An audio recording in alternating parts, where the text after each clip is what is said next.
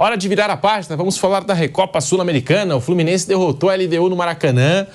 2-0 para o Fluminense. John Arias marcou 2 vezes. Primeiro aí nessa cabeçada do John Arias e depois em cobrança de pênalti. Fluminense 2, LDU 0. O Fluminense conquistou a Recopa Sul-Americana. John Arias, o nome desse título, mas foi um jogo difícil, foi um jogo complicado. O LDU fechadinha ali, travando o jogo, numa cera. O Fluminense teve as suas dificuldades, não é, Mauro César? O que falar desse título do Flusão, da Recopa? Mais um título aí na conta do Fernando Diniz. O Fluminense, assim, acho que não fez um bom jogo, né? Até o pessoal, finalizou, não sei quantas vezes, mas muitas finalizações de longe, foram muitos cruzamentos. Nem parecia muito o time do Fernando Diniz, né? O gol do Arias foi de cabeça, o primeiro gol dele, né? O segundo foi de pênalti, foi no 36º cruzamento. O Fluminense estava despejando bola na área, sem muita imaginação, com muita dificuldade, contra um time que só se defendia. Mas tem um mérito, o Fluminense é um time muito perseverante, né? Ele luta até o final, mesmo com 1 a menos, continuou atacando, aí teve o pênalti e conseguiu o título. É um título inédito, uma vingancinha, né, ali do que já aconteceu no passado. Evidentemente não igual, a LDU ganhou dentro do Maracanã uma Libertadores, né? E ganhou depois na Sul-Americana, em 2 anos seguidos. Não dá para comparar com a Recopa, mas dá um sabor aí para a torcida do Fluminense. Só que eu acho que o Fluminense, assim, passada a comemoração pela taça conquistada, acho que tem que olhar um pouco mais atento para a qualidade do jogo. O Fluminense não tem jogado boas partidas, não faz bons jogos nessa temporada, não tem feito. E eu acho também que não foi um bom jogo. Como lá também foi um jogo bem abaixo. Bem abaixo. Aliás, o LDU teve até mais chances claras assim, de gol no jogo passado do que o Fluminense teve ontem. Muito volume, muita pressão, mas muito desordenada, ao contrário até do que costuma ser o time do Fernando Diniz. Aí no final também ele usou um argumento ali, do qual eu discordo frontalmente. Ele falou, porque viu, os jogadores com mais de 30 anos mudaram o jogo, mas entraram na metade do segundo tempo. Né? O Renato Augusto, o Douglas Costa e o Marcelo. Entraram na metade do segundo tempo. Então, assim, você vai usar esses caras para jogar 20 e poucos minutos, meia hora, 20 minutos? Ok. Agora, você vai ter um time só de jogadores, vários jogadores de 30 e poucos anos para jogar de saída, 90. Ontem o time que começou tinha uma média de 33 anos. Apesar de contar com o André, com o Martinelli, alguns jogadores jovens, né? Então, eu acho que o Fluminense, para ser competitivo na temporada, ele vai ter que jogar mais. Claro que isso é possível, é o começo da temporada, é muito mais interessante você atingir um nível mais elevado nos momentos mais importantes do ano, e não é esse agora, e sim mais adiante, né? Quando virão jogos mais difíceis, mas assim, não pode perder a noção. O fato de ter conquistado um troféu nesse confronto de mata-mata com a LDU não significa que o time esteja bem. Acho que o Fluminense já jogou mais e precisa retomar um futebol melhor. Fora isso, fez a festa a torcida, uma conquista merecida, o time foi competente, buscou os gols, o pênalti tolo lá, mas aconteceu, foi cometido. O que me incomoda um pouco é o negócio de reclamação de arbitragem. Está muito chato. Muito chato. No final do primeiro tempo, um chilique danado porque o árbitro não deu tantos minutos. Aí no final, quando ele deu 6 minutos, e estava bom 6 minutos, porque teve expulsão do John Kennedy, revisão de VAR, atendimento do Renato Augusto, o lance do pênalti que saiu de maca. Então houve momentos ali de paralisação. O árbitro deu 6 minutos. O Diogo Barbosa, que já havia saído para a entrada do Marcelo, foi no árbitro reserva e criou uma confusão, deu uma bronca, parou cara a cara. Que é isso? Coitado, ele só levanta a plaquinha, amigo. Quem decide é o árbitro de campo, né? E faz o gesto. Uma bronca no cara, uma confusão, um forró-bodó danado. Para que aquilo? Sabe? Assim, e detalhe, o jogo estava ganho, a LDU não ia fazer mais nada ali. Ele não fez mais nada, não conseguiu nem botar uma bola na área com algum perigo, ficou ali, o Fluminense administrou tranquilamente. Então, um detalhe, muito se falou, que a LDU faz antijogo, picota o jogo. O Fluminense do Diniz faz isso também. Se você pegar o retrospecto dos Fla-Flus, antes dele continua fazendo, em que o Fluminense está vencendo em minutos finais, especialmente quando o Felipe Melo está em campo.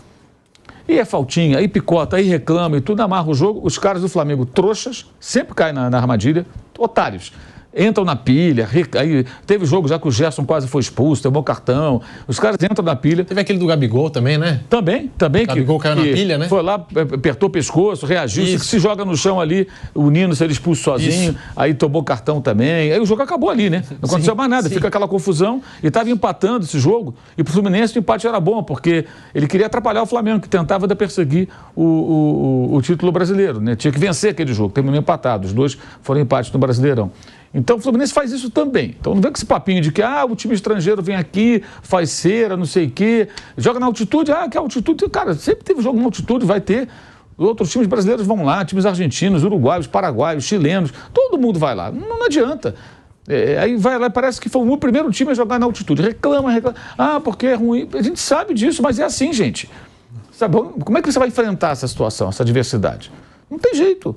Não tem jeito. Eu entendo que existem questões médicas e tudo e tal, mas, enfim. E a reclamação de arbitragem. Como a gente fala muito quando o pessoal do Palmeiras, não só o técnico Abel Ferreira, mas até o auxiliar e tal, reclama muito da arbitragem, acho que também, a gente tem que ser razoável bastante e falar também que o Fluminense está reclamando demais da arbitragem. E mesmo vencendo o jogo, já no final estava resolvido, a LDU estava mortinho em campo, toma uma reclamação de arbitragem.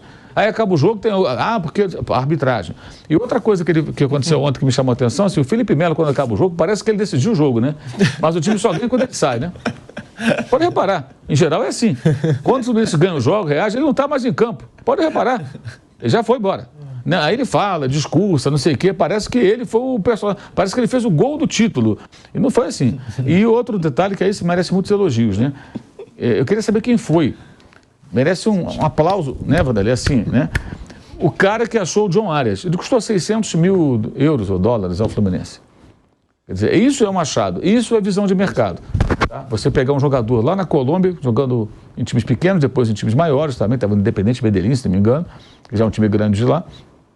Identificar, trazer um preço módico para a realidade do futebol, e o cara é o melhor jogador do time. E ontem decidiu, gol de cabeça, gol de pênalti, é o melhor jogador do Fluminense. O Cano é o artilheiro, é o matador e tal, não tem sido... Aliás, o Cano não tem feito tantos gols justamente porque o Fluminense não tem jogado tão bem. Ele não tem criado tantas chances e ele é o definidor, né?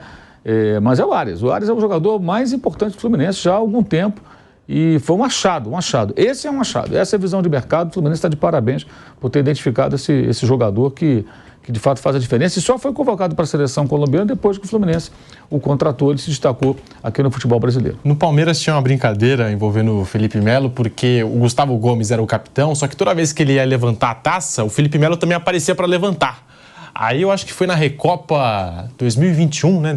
Logo depois que o Felipe Melo saiu, que aí a galera começou a brincar. O Gustavo Gomes, pela primeira vez, vai poder levantar uma taça sozinho, né? Sem a presença do Felipe Melo, porque chega nessa hora, ele aparece, aí faz uma festa, um carnaval, aí ele levanta a taça, enfim. Tinha essa brincadeira na época do Palmeiras. Vanderlei Nogueira, Flávio Prado, tá aí. O Fluminense levou a taça da Recopa Sul-Americana, mas não foi um jogo fácil. 2-0, o John Kennedy foi expulso, o Fluminense ainda assim conseguiu aquele pênalti decisivo do John Arias. 2-0, Flusão. Vanderlei Nogueira. Vocês lembram cada uma, né? Eu lembro do Vampeta falando sobre isso na Copa de 2022. Quando ele percebeu que iam fotografar os campeões do mundo, os titulares, ele chamou todos os reservas. É por aí. Vamos lá, é por aí. Que nós temos que aparecer na foto. E ele conta isso e é muito engraçado. Bom, eu queria primeiro falar sobre o jogo. Ontem a gente falou aqui, quando o Asmar perguntou o que vocês acham e tal, nós falamos sobre isso. Eu disse, olha, eu acho que o Fluminense vai ser campeão, mas vai ser no bico do corvo. Não será fácil, né? Vai ser no bico do corvo, vai ser um negócio assim, vai ser um parto. E foi o que aconteceu. No finalzinho só que o Fluminense ganhou. Não jogou bem, é verdade, não jogou bem, mas ganhou um título, está comemorando, é ótimo. Com relação ao Renato Augusto, eu queria dizer também sobre os veteranos lá. Depende do maestro da equipe. Eu acho que o Fernando Diniz prefere um jogador jogando 23 minutos, que tenha talento, do que um cara que tem normal jogando 90 minutos. Claro que se colocar todo mundo lá, categoria sênior, sentiu isso, por exemplo, no Equador. Morreu o time no segundo tempo, muito provavelmente pela faixa etária do time naquele momento, né? Faltou fôlego. Mas para utilizar os jogadores, o elenco, ele não tem elenco farto, eu acho que é inteligente isso. Os 23 minutos, os números mostram, né? As estatísticas mostram que o Renato Augusto fez coisas boas no campo, inclusive sofreu a penalidade. Então, agora, esse é o padrão. Talvez não funcione para a temporada toda. Mas ele tirou um jogador hábil, que era o Ganso, né? E colocou outro hábil, cara com cérebro, que sabe meter uma bola, pelo menos, né? E ele tem 36 anos. Se você levar em conta, recuar um pouquinho no tempo, o Rames Rodrigues é mais jovem do que ele, bem mais jovem do que ele, e também tem só esse estilo. É um cara que mete bola muito legal, tem grande talento, mas esse é um jovem que tem uma indolência aí, que tem que ter o time todo para jogar para ele. Não é o caso do Renato Augusto. Eu só quis fazer essa observação porque eu acho que ele foi muito importante. 2 meses depois de sair do Corinthians, ele participa de uma conquista de um título dentro do Maracanã. Veja, o Corinthians, eu sou obrigado a falar isso, o Corinthians eu acho que não fez o esforço que deveria ter feito para continuar com o Renato Augusto. Será uma caminhada difícil do Corinthians em 2024. Talvez se tivesse no seu grupo um jogador experiente, com o talento dele, ele poderia contribuir. Não ficou por causa da idade. Eu discordo disso, eu acho que ele seria útil, pelo menos um pouco, com relação ao elenco do Corinthians. Por causa do salário. Eu acho que se tivessem feito uma proposta financeira razoável, redução salarial, acho que ele compreenderia. Acho. Mas pelas informações, nem fizeram proposta. Até logo, terminou, você está livre, siga a sua vida. Então, eu acho que o Corinthians perdeu essa chance. E eu repito, 2 meses depois, ele é campeão dentro do Maracanã. A gente estava relembrando aqui personagens. O Vanderlei lembrou do Vampeta em 2002, eu falei do Felipe Melo no Palmeiras, tinha essa história, né, de sempre levantar a taça junto com o capitão Gustavo Gomes. E como que a gente esqueceu de Júlio Casares, né? Júlio Casares também é outro que gosta, né, desses momentos. Eu nem citei. Não pode ver uma câmera que aí ele passa na frente. Eu nem citei o presidente do São Paulo, mas é que existe, historicamente, a gente brincou aqui no programa várias vezes, aquele diretor, seja em qualquer posição, ele fica na porta do vestiário, na volta. Esse jogo, por exemplo. Pronto, foi um jogo dramático, né? Só foi decidido no finalzinho. Então foi o Nogueira lá, que é o diretor de futebol. Pronto, para não machucar ninguém. Certo? Na porta do vestiário lá, e o jogador... Foi duro, hein? Foi duro. Ofegante. Ofegante, é. Despenteado, né? Não, despenteado. Não, e o tapinha, vem cá. E o tapinha. Foi duro. Aí eu ficava transmitindo e falava assim, pô, o cara jogou em que posição? Porque eu não vi o cara em campo. Sabe? Então, mas não é isso. Quer dizer, puxa vida. Isso depois do jogo, porque antes do jogo também tem aquele cumprimento, né? Vamos lá, vamos embora, hein? Vamos embora. Hoje é nóis, hein? Ó, vamos ganhar o jogo, hein? Na porta do vestiário. Eu me divertia, cara. Porque era um negócio tão... Era um programa humorístico. Na porta... E os caras sabiam que eu ia falar isso, meus companheiros, né? Colegas, eles falavam, Vanderlei, dá uma olhada lá. Eles me lembravam, dá uma olhada lá o que você fala. Mas o cara chega, eu acho que passava aguinha para mostrar suor. Não, verdade. Era uma borifada, né? Cara. Eu falei, carregar um vidrinho, né?